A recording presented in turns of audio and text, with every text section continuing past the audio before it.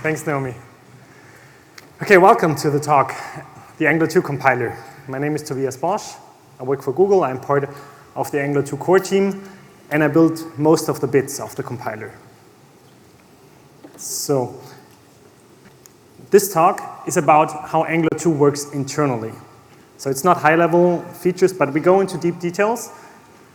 And my hope is that you can take some of the lessons we learned for your applications. Maybe you build your own compiler or little framework, as we all do.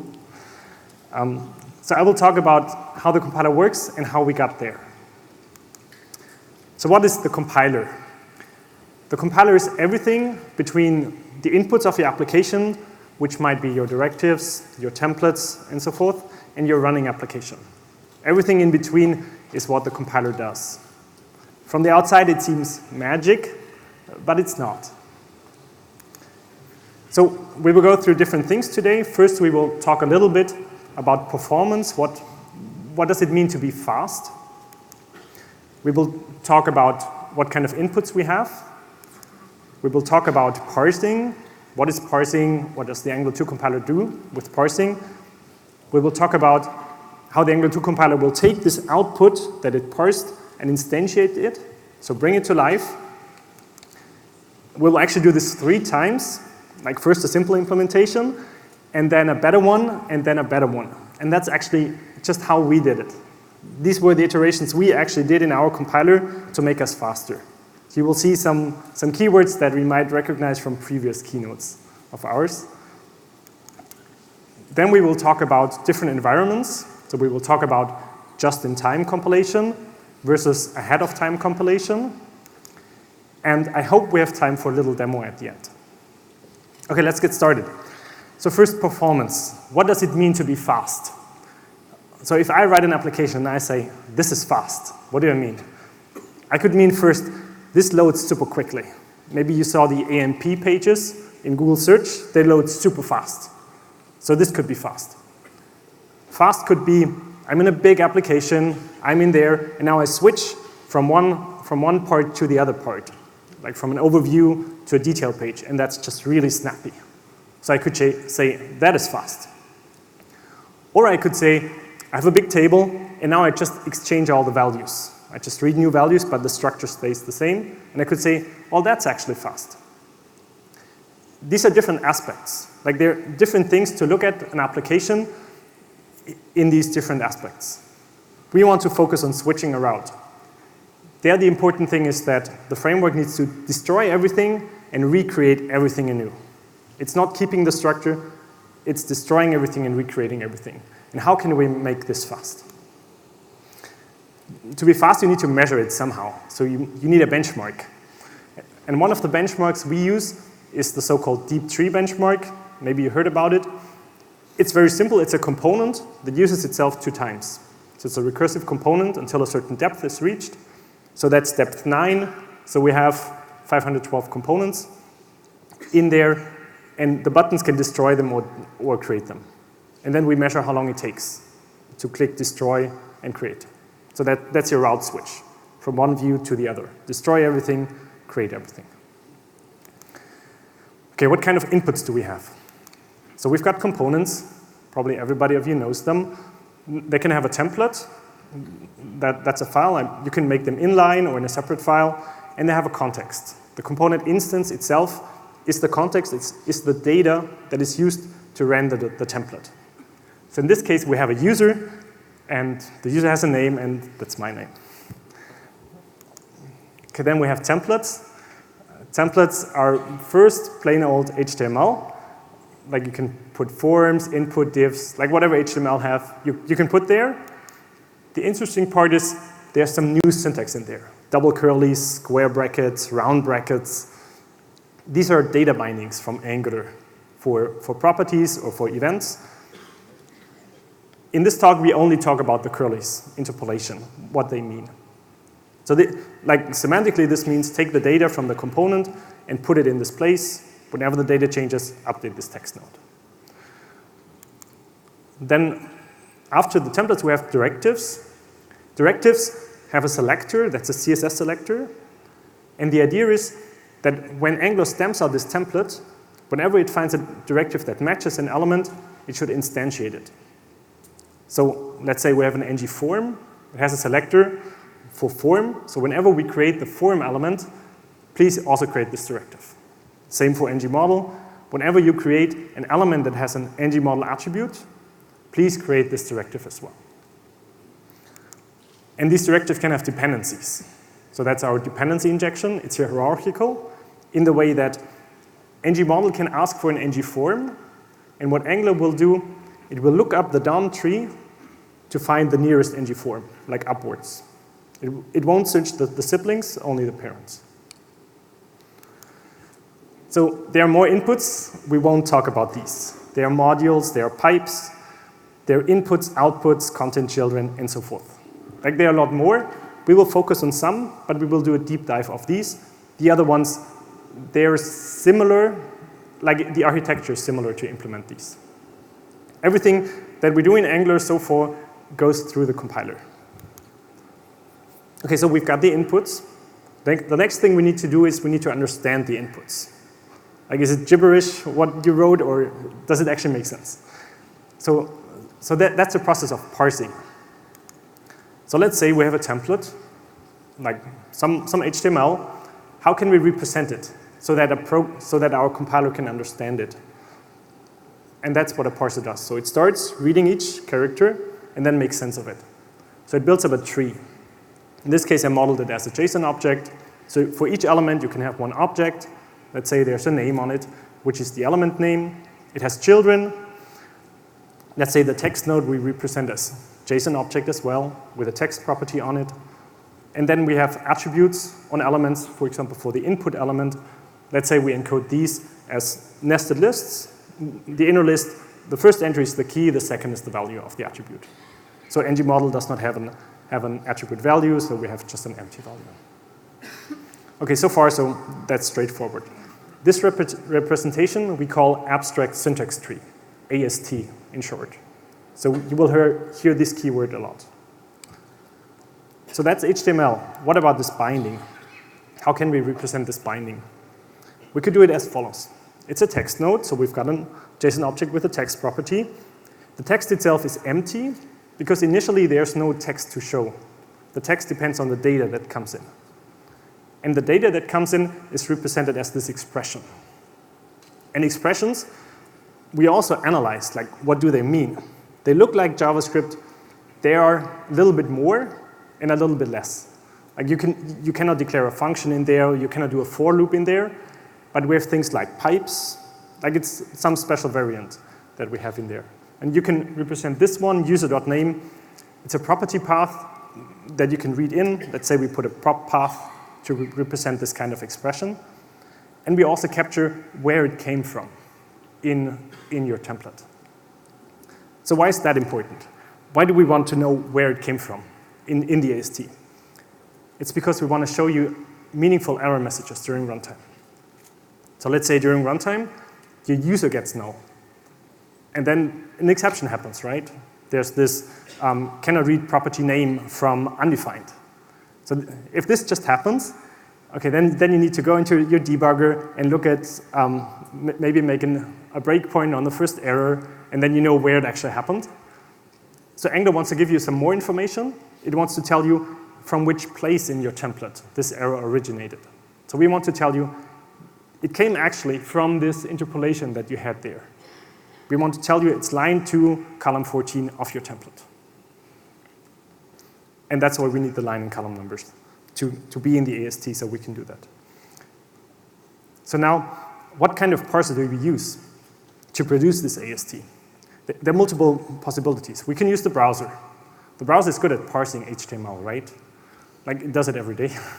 And so that's the approach we took for Angular 1, and we started out with this for Angular 2 as well. Right now, we don't use it anymore.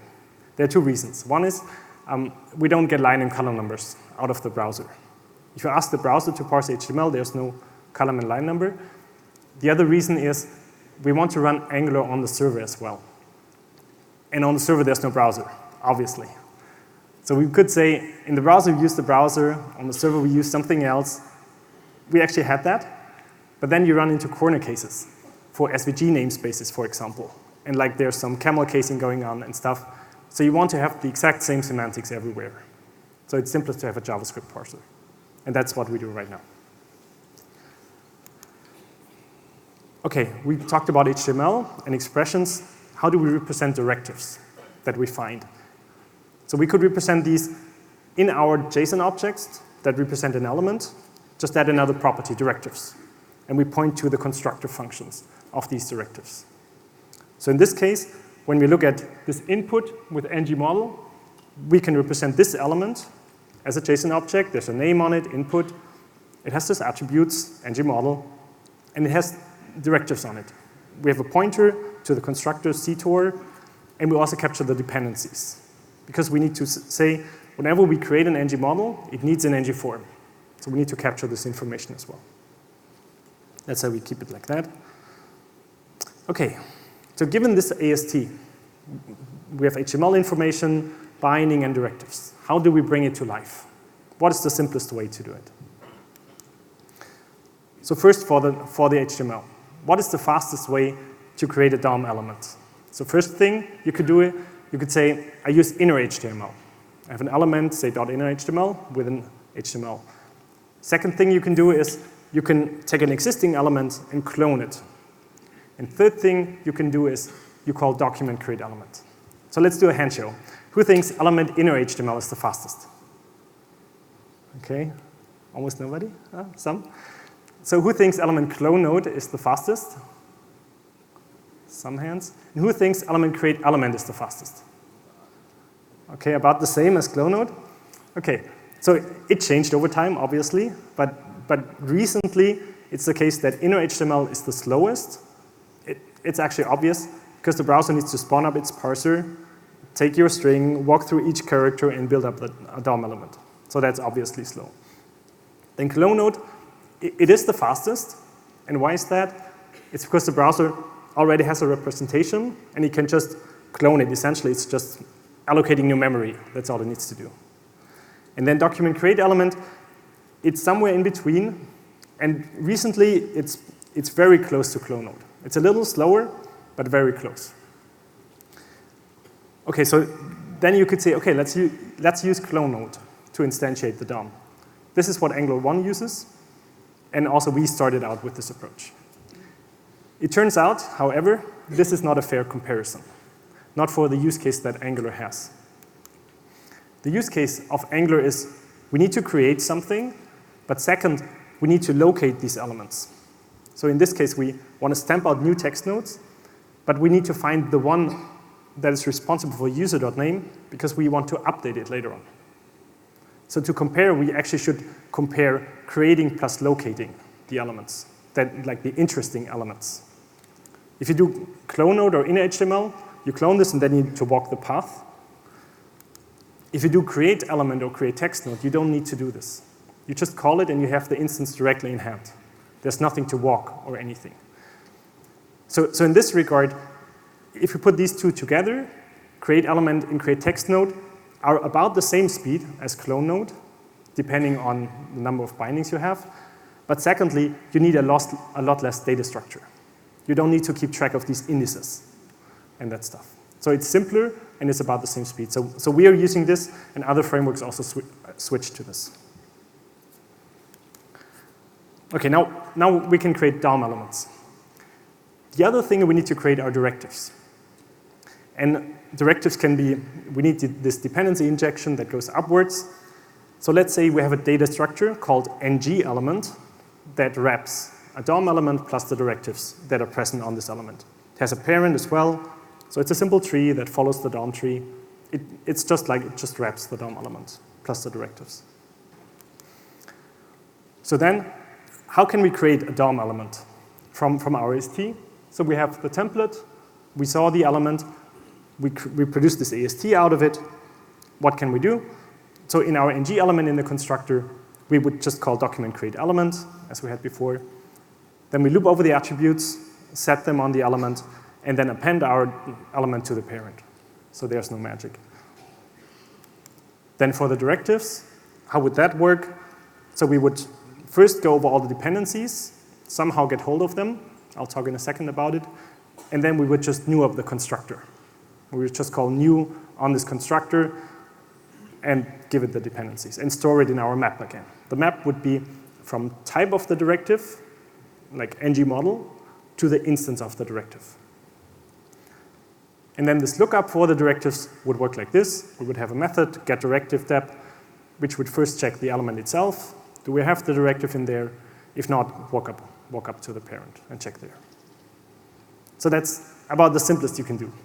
And we started along these lines, actually. And it works. And, well, there's one part missing, sorry. So one part is the bindings. So how can we represent the bindings?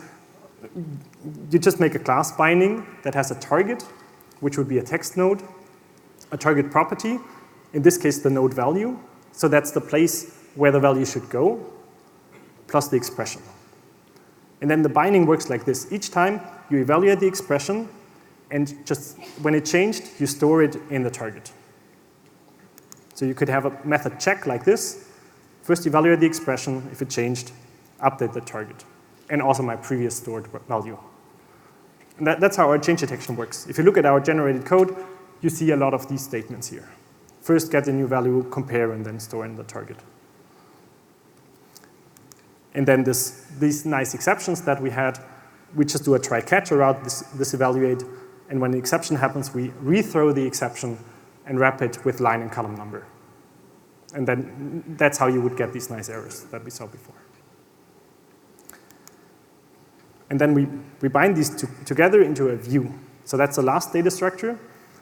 A view is the instance of a template. So if you read our code, you'll see view a lot.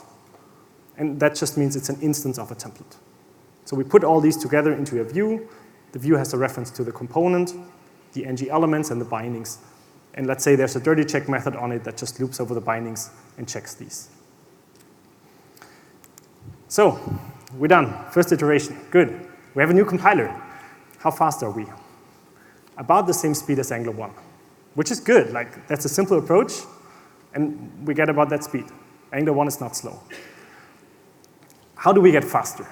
What is the next step? What are we missing? Let's see.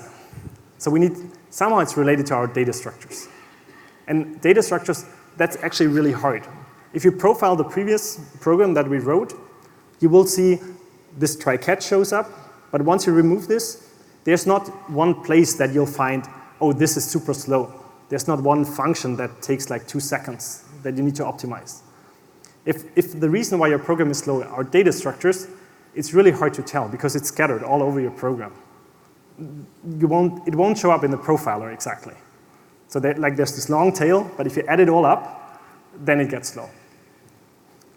So, but it was just an idea. It could be the data structures. So we made experiments and tried things out. So one thing we looked at is this directives map in this ng element. So this means for each element in the DOM tree, we create a new map, right? Okay, we could be a little smarter and say, if there are no directives, we don't create it. Okay. But still, we always create it, we always populate it with the directives, and we read from it. This could be expensive. There's some memory overhead probably, and like setting and reading might also take some time. An alternative approach is to say, okay, we only allow 10 directives per element, and then we create a class called inline ng element. We have 10 properties for the directive instances, 10 properties for the directive types, and then to look up a directive, we would just code 10 if statements. If it's this type, return this. If it's that type, return that. So is this faster? It could be. We don't know. There's not much memory allocation, right? Like setting, you just set a property, not into a map. Reading might be a little slower because there are 10 statements. But the interesting part here is this is a pattern that the JavaScript VMs optimize for. Whenever you do this, a JavaScript VM can create a so-called hidden class. So this keyword hidden class, maybe you Google it afterwards. Like this is what makes JavaScript VMs fast. So switching to this data structure makes us faster. We'll see later a benchmark. So the other thing to optimize for our data structures is just to reuse the existing instances. So we could say, okay, if we have an ng4, first some rows are destroyed, then some other rows show up. Why not cache these rows in a cache and just change the data the next time they show up? So we did this. We created a so-called view pool or a view cache that stored the old view instances. So before it goes into the view pool, you need to destroy the state. In Angular, the state lives in the directives, so we killed all the directives out. And then when it goes back out of the pool, we need to create the directives again. So that's these hydrate and dehydrate methods. The DOM nodes we kept around, because in Angular, everything is driven from the model, right? All your state is in the model, so we could keep these around. So we reused the data structures. So we did benchmarks again. So to understand these benchmarks, the baseline, that's a hand-coded JavaScript program. There's no framework involved. It's just coded for this deep tree benchmark case. It does some dirty checking, but really everything's hard-coded. And that's, we take as speed 1, and everything else is compared in ratios. So compared to that, Angular 1 is speed 5.7. Previously, we were also at that speed. With these optimized data structures, without this view cache, we were at 2.7, so that's good. So we got 2 times faster just because of this fast property access. And with the view cache, we even got to 1.0 factor off the baseline. So that's cool. And we had this, and then we thought, okay, we're done. Performance is done. And maybe this slide you remember from a previous conference, actually. So we had this. We had some applications with it. And then we thought about it and thought, there are some problems. So first of all, this view cache is really bad with memory. Like think about, you switch your routes from one part to the other, your old route stays in memory because it's cached, right? So the question is when to evict things out of the cache. That's actually a hard question. We could have said, we add some new primitives, so the user has to tell us actually, should I cache your view or should I not cache it, or things, but that would be awkward. The other problem was that DOM elements have hidden state. There's focused, for example. Even if you don't have a binding to focused, a DOM element can be focused or not, and like removing it and adding it back can change focus of this element or other elements. We didn't think about this. There were bugs coming in because of that. So one way to go would say, okay, we need to clean up the DOM elements thoroughly, like to remove all the state or recreate them even. But this would have destroyed our view cache performance if we needed to recreate the DOM. So in the end, we really just had this 2.7. So how can we get faster with that? Okay, third iteration. Now the idea was, let's look again at our view class, what we had. We've got the component, we've got these ng elements, which we already optimized, right? And we've got the bindings. So, but the view class still has these arrays. Could we somehow create an inline view that also only uses properties, no arrays at all? Can we make a thing like this? And it turns out we can. How would this look like, though? It would look like something like this. So we would have a template, as we had before, and for each element, we would just generate code. Or for this template, we would generate some code that represents our view class. And in the constructor, for each element, we would call document create element and store it in a property, prop 0. Node 0 would be for the first element. For the second one, we would call document create element again, store it in node 1. And then when we need to append an element to its parent, we have the properties, right? We just need to do it in the right order. And everything is filled. We can just use the properties to refer to previous state. So this is what we would do with the DOM. For directives, we do exactly the same. We just have properties for each instance, and we just need to be sure we do it in the right order so that dependencies come first, and then the things that use the dependency come afterwards. So we would first new up ngForm, and then new up ngModel. And the bindings, we would just generate code that would do the dirty checking.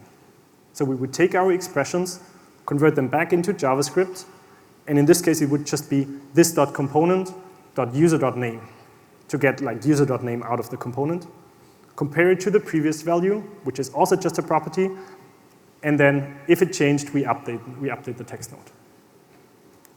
In the end, we end up with a view with this data structure. There are just properties on it, no arrays, no maps. So this is fast property access everywhere. And now when we run, this is faster. I'll show the numbers in a second. But the question is, how do we make this? Like, somebody needs to produce this string that evaluates to this new class, right? How do we do it? So we just apply what we had in instantiation 101 into our current instantiation way. And the idea is, whenever before we created DOM nodes, now we generate code to create DOM nodes. Whenever before we compared things, we now generate code to compare things. And whenever before we referred to directive instances or DOM nodes, we now store the property name where they are stored. And then the code looks like this. So we have our ng element as before. Now we have a compile element. And these classes actually exist right now in the compiler. There's a compile element, compile view, and so forth. And the mapping would be like this. Previously we had a DOM element. Now we just have a property where the DOM element is stored. Previously we called document create element. Now we produce a string with like this new string interpolation that's super handy for code generation, where we say this dot and then property name equals document create element with this name of the AST. Whenever we call append child, we now generate code to append child. So that's a mapping. And the same goes for this directive dependency finding. Like exactly the same algorithms, just now we generate code to do it. So if we look at the numbers, we're a lot better actually now. So now, before we were 2.7, now we're 1.5. It's not quite 2 times, but almost 2 times faster. The view cache still was a little bit faster, but we dropped it because of the known problems. Okay, we're good, right? We could be done. We're not. So far we talked about just-in-time compilation. Just-in-time means we compile in the browser, and like, just to recap, it works like this. You have some inputs that are on your server, the browser loads them up, then the browser kicks in, it parses everything as we had, we generate this view class source, then we need to eval this view class source code to get an actual class, and then we can new up this class, and then we get a running application. There's some problems with this. So one problem is we need to parse and generate in the browser. This takes some time. Depending on how many components you have, we need to go character by character. Like it's pretty fast, but like it takes some time to do it. So your page load will not be the fastest. Second, the parser actually needs to be in the browser. So you need to load the whole Angular compiler into your browser, which actually got bigger the more features we added and the more codegen we added. The next problem is eval. Eval is evil, right? Hopefully. So the problem with eval is, it's not, the main problem with eval is that you can make mistakes by using it. And because of these mistakes, somebody can hijack your website. And that's why you should not use eval, even if you think your code is correct. The other problem is that browser now added content security policy as a feature. Maybe you know it. So with that, a server can tell the browser, don't allow eval on this page at all. So this would mean a server can tell a browser, don't run Angular at all, no Angular on this site, which is not so nice. Another problem we faced was, if you want to minify your code, which hopefully everybody of you does, to ship less code to the client, there are some tricks you can do. So first you can rename variables. That's usually safe, because you can determine where the variables are used. The other thing you can do is rename properties on objects. That's harder, because you need to know where the objects are actually used. Clojure compiler supports it. It's called enhanced minification, and we use that internally in Google. We use that a lot. So if we use enhanced minification together with our runtime compile, this happens. So we have our component, our template. They load up into the browser, and then the browser analyzes the template and generates the view class. So far, so good. It can use user.name, and the component also has user.name on it. Let's minify it with enhanced optimization. So now the component is called maybe C1, and then my user suddenly is just U, and the name is just N. The problem is the minifier doesn't know about my template. So my template still contains user.name. So the template goes over, still produces user.name, which does not exist on my component. There's some solutions, so you can annotate your component to not minify this property, but that's actually not what you want. Right? You want to be able to minify this property. You want to have this short. But with just-in-time compilation and evaluating, that's not going to work. So our next step in evolution was to introduce ahead-of-time compilation. So this works like that. You have the inputs again, and you parse them on the server and generate the view classes on the server. And then the browser just picks them up, loads them as regular script tags, like however you load your JavaScript via module loader or whatever, and then just moves them up.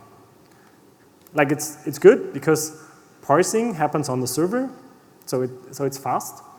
The compiler doesn't need to be shipped to the browser. That's also good. And we don't use eval anymore. That's a script tag, right? So that's fine with all the browsers. It's also good for enhanced minification because now we generate the view class on the server. So if we run a minifier over a program, it can minify our view classes as well. And then, like if the minifier does its work, it will rename the properties in our generated view class as well. And we're good. So we can use enhanced minification. And with that, we get really low numbers. So everything's good, right? We've got ahead-of-time compilation. We're good. Yeah. As with everything, there are always downsides. So one problem we had now with ahead-of-time compilation is we need to produce different code. For evaling in the browser, you need to produce ES5 code. And you produce it in a way that you generate something that uses local variables or something that gets arguments that you pass to a function. You don't use a require statement or whatever. So if you generate it on the server, we wanted to generate TypeScript code. For two reasons. One is we wanted to type check your expressions that you used, whether they actually existed on your component.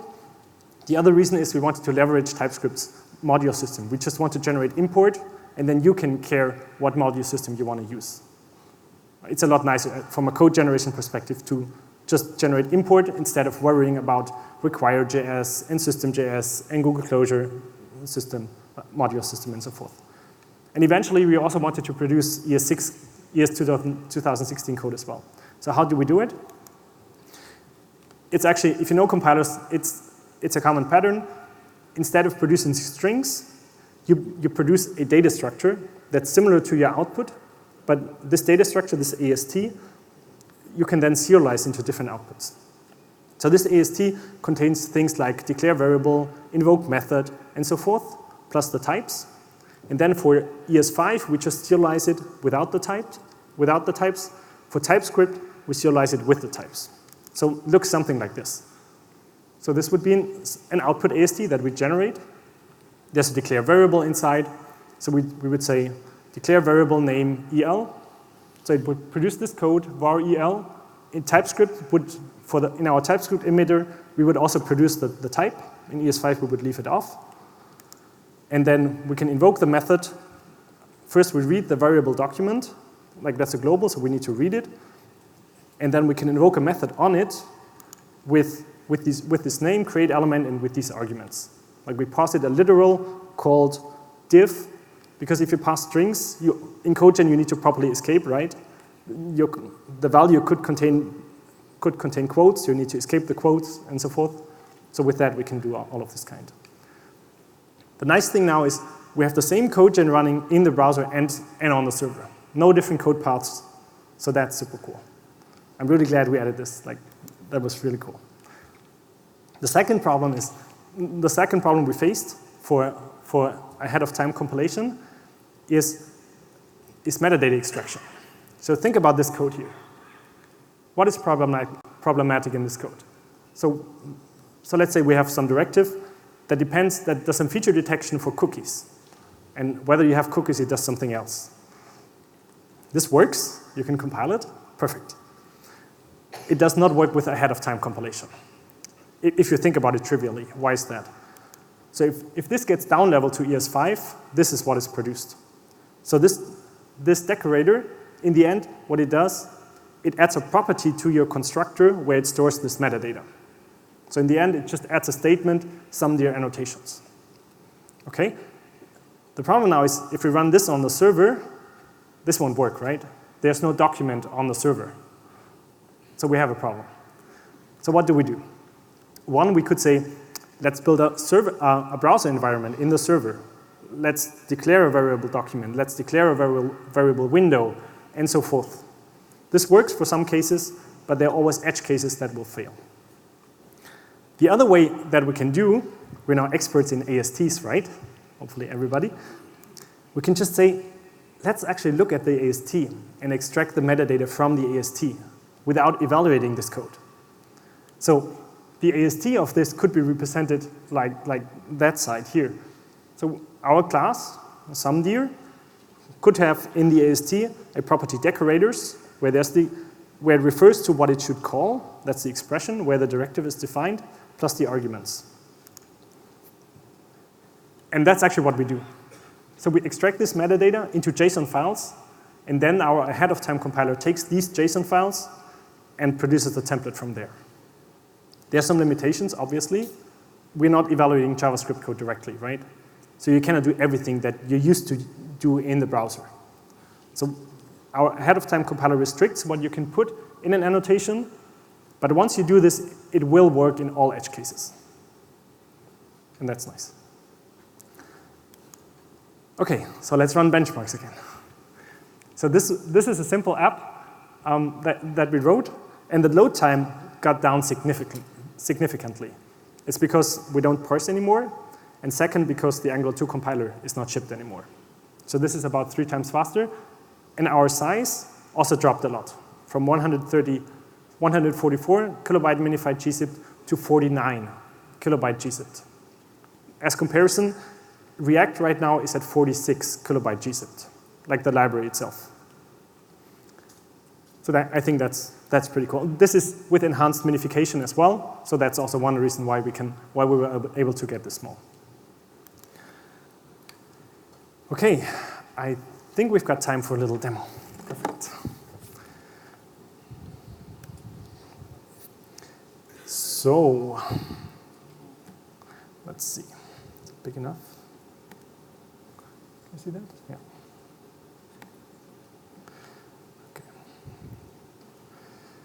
Okay, so let's say I have an Angular component, exactly the one that we just saw, and we've got the ng form, we've got the ng model, and the ng model has this ng form as dependency. Then let's run ngc over it. So ngc, let's make this bigger. It's under node modules, it's called ngc, and it wraps the TypeScript compiler because it depends on TypeScript to extract metadata and so forth. So let's run this guy.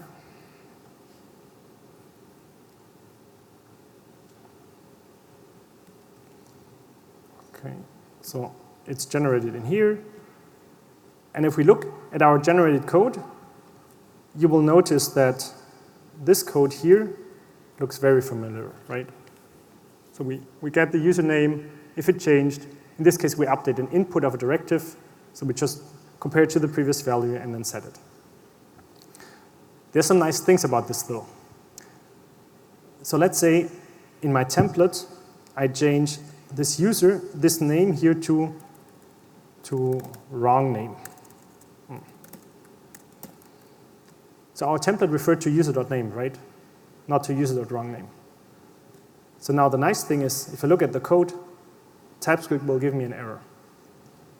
Because these views, they are typed, they have a generic on it based on the component type, and now just by compiling it, you will detect errors in your code, just because we use TypeScript. There's no extra thing we needed to do. So that's super cool. Right. Okay, so the last part, we're great, but we want to be better. Our goal is to reach 10 kilobyte minified gzipped. So in some prototypes, we got 25 kilobyte minified gzipped, but I have some ideas how to make it faster, how to make it smaller. And then we want to be FTL, faster than the baseline. We realized that this baseline that we set out, we can actually, it's not optimal, and we can actually do better than this baseline. And that's some things that we work on next. The nice thing is that for you as users, you don't need to change your code. Like, because Angular is this declarative, you can do all of these changes, generate different code, and you won't even notice it, except for better numbers. Okay, to summarize, we first talked about performance. There are different aspects to performance. We talked about the inputs. We talked about parsing, like what an AST is, how you can represent a template. We talked about how you can instantiate your template. We learned that document create element is really good for frameworks like Angular. We learned that fast property access and these hidden classes are a great tool to optimize your code.